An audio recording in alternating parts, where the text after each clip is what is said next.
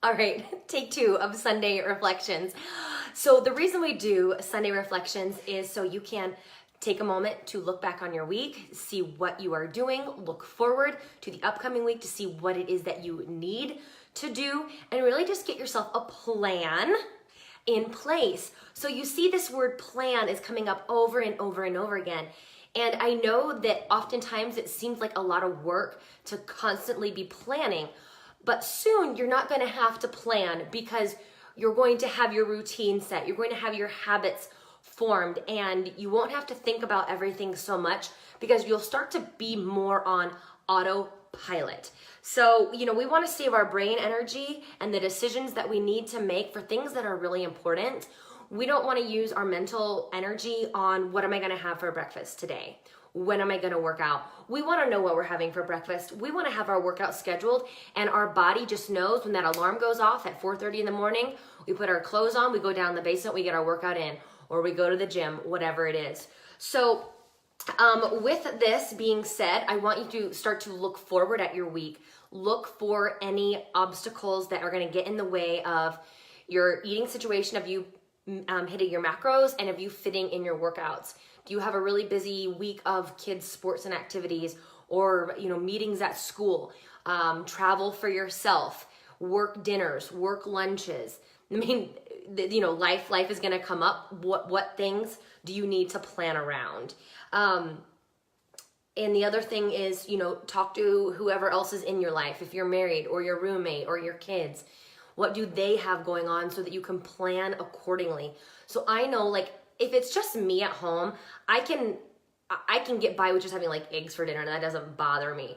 But if everyone's going to be home, it's nice for us to have a meal together. So if that's what you like, talk to whoever you live with so that they're also involved. And that also helps them understand what it is that you're trying to do right now, and they can help support you. Now, with this Sunday reflection, this is actually something I want you to do in your journal. I really hope that you have started answering the questions that I talk about in these videos and in the morning posts. When you write it down, it just makes it more real. Seriously, it's better than typing. It's better than just thinking. When you write down the answers to these questions I'm asking you, you start to have a true sense of who you are, what you want to do, and what your goals really are. So for the Sunday reflection entry, I want you to first ask yourself, what did I do really well last week? Did you hit your macros 5 out of the 7 days? Did you get all your workouts in? Did you say no to a piece of dessert? Did you get 7 hours of sleep every single night? Did you invite your kids to work out with you or your spouse? Go deep on this. Think about everything that you did well and really honor and acknowledge that. Maybe you had a little rougher week, but guess what? You did really well. You showed up and you're showing up again this next week. So you need to acknowledge the fact of that. And, studies have shown people who are successful, they look back and they take stock of what they have done. And they're proud of that. So give yourself some time to pat yourself on the back. Now, the second question you're going to ask yourself is, what can I do better next week? So oftentimes we think that we can go to the store and get the healthy food, but we don't really prepare it. And we think, okay, I'll come home after work and I'll get my workout in and I'll prepare a healthy meal. That does not happen. That rarely happens unless you get off of work at 2 o'clock in the afternoon. So if you need to do a better job of meal prep, own that and do that. If you need to do a better job of actually scheduling your workouts, do that. Maybe the workouts were scheduled, but you didn't have your gym bag packed. So you had to snooze a couple times and you were late packing your gym bag and then you didn't have enough time to do your workout. So, look back, be real with yourself. What can I do a little bit better to make sure that next week I feel even stronger in my efforts? And then the third question I want you to ask yourself is, why? Remember your why. I really hope you've had a chance to look at the video, The 5 Whys. It is a powerful exercise. Even if you've done this program a few times before, your why could have possibly changed. Or you may have forgotten, because if you did it the first time, maybe you didn't check in with your why the second round, but you're back for round number 3. You really need to know your why. Our why is what drives us. Our why gives us purpose. Our why is our motivation. So you constantly have this source of motivation because you have a strong why behind the reason that you're doing this program. And then the number four thing with Sunday reflections, you don't need to write about this, but get your meal plan together, kind of like we already talked about. Maybe you noticed, okay, I was coming up short on protein every single day. What do I need to do? Add a little bit more protein. There's no new sources of protein out there, right? It's lean meat, eggs, dairy, and those are, and supplements. So those are really like the main sources. Just add a little bit more. If you've been having 4 ounces of chicken on your, in your chicken fajitas, bump it up to 5 ounces. Okay, if you've been eating 1 egg and 2 egg whites, but you're still falling short, do 1 egg and 4 egg whites. So it's not a matter of knowing what new foods are available. It's a matter of adjusting the quantity. So if you're struggling with hitting your numbers, know that it's not a food issue, it's a quantity issue. If you're always coming up over in fats, where can I cut back on my fats? We don't need to eliminate them. We're going to take it from 2 tablespoons to 1 tablespoon. Maybe we switch from, full eggs to egg whites. Maybe you go from 85-15 beef to 93-7 beef. There's a lot of ways to tackle this. And then finally, schedule your workouts. You have to schedule your workouts, especially if it's new to you. If you're just getting back into it, just like meals aren't going to magically appear in your refrigerator, workouts aren't just going to magically happen. You're not going to want to always do them. Even those of us that love to work out, we don't always want to go. But if it's scheduled, it's in your planner, it's a meeting. It's a meeting that you scheduled for yourself.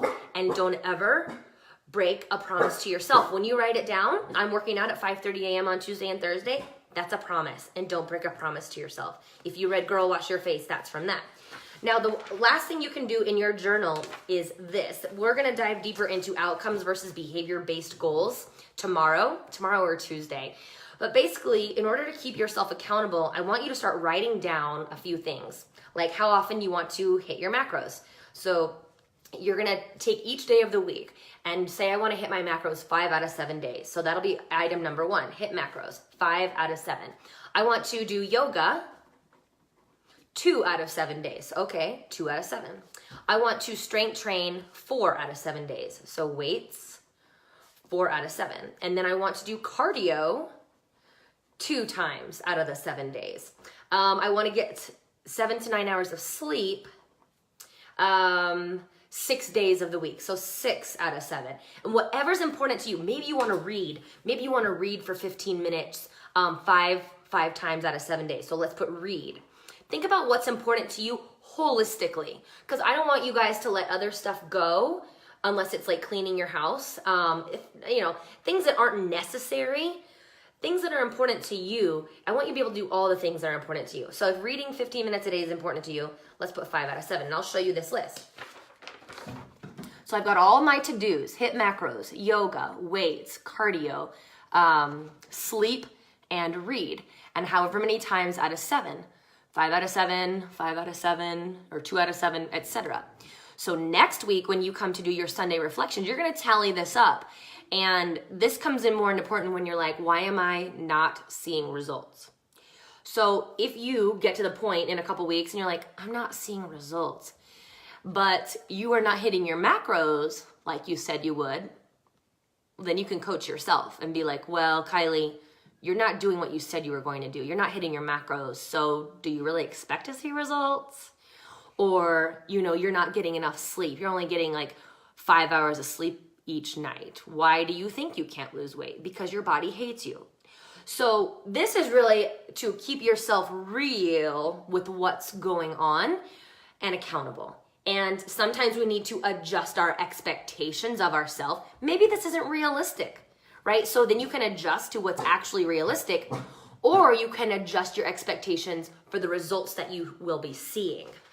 So compliance is key. When it comes to your macronutrients, that's really a big thing. That's another reason I don't put you guys super low when fat loss is your goal. I'm not going to put you so low that you can't be compliant, because if you can't be compliant, what's the point? So compliance is key. We have to do the things that we say we are going to do. But with that, if you do this, And you're gonna hit the ground running tomorrow because you're gonna have your breakfast ready, you're gonna have your lunch packed, you're gonna have your workout planned, and your gym bag is gonna be ready to go. Or you have looked at the workout, so when you go down in the basement tomorrow morning, you don't have to like fiddle with the videos and remember what's a lat pull down or how do I do this with a band. You've got it. You know exactly what to do. You don't have to waste any time. And you just have this great frame of mind. And tomorrow we start week 2. Please know these 6 weeks go very, very fast. If you have not taken pictures before pictures, do it now, because chances are a lot of you have already felt and seen some changes. I love some of you had already said, people are like, what are you doing? Because you look a little bit different. If other people are noticing, please know that it's a significant change, because any of us could lose 5 pounds, gain 5, probably 10 pounds, and nobody would notice. So if they're seeing something, that is huge. It's huge, huge. So congratulations on that. But let us know if you have any problems. If you're still not hitting your macros, don't sweat it. Don't worry about it. We'll get it by the end of the week. Or if you already know that that's not for you, awesome. Know what you're willing to do and what you are not willing to do. There's a lot of power in that. You have to do what's right for you, and you can reach your goals without tracking your macros. I do love it for awareness and to understand what portions truly are, but it's not a long-term strategy. And we need a long-term strategy, because if you don't have an exit strategy, if you don't have a long-term strategy, you're gonna be right back to square one when we're done with this whole process. And then final thought on this, I want you to continue to think about turning up all the good stuff. So when you look at your number 1 question, keep doing more of that, and turning down the not great stuff. And that would be, whatever it is. Basically, with my training, we say turn up the good and turn down the suck. Keep doing more of the good stuff, and the more good stuff you do, there's not room for quote unquote bad stuff. But you guys are doing fantastic. Keep up the great work. Of course, we'll be in touch first thing in the morning. You're doing a great job. Please know that. We appreciate every one of you and are so grateful for you. So have a wonderful afternoon, and I'll talk to you soon.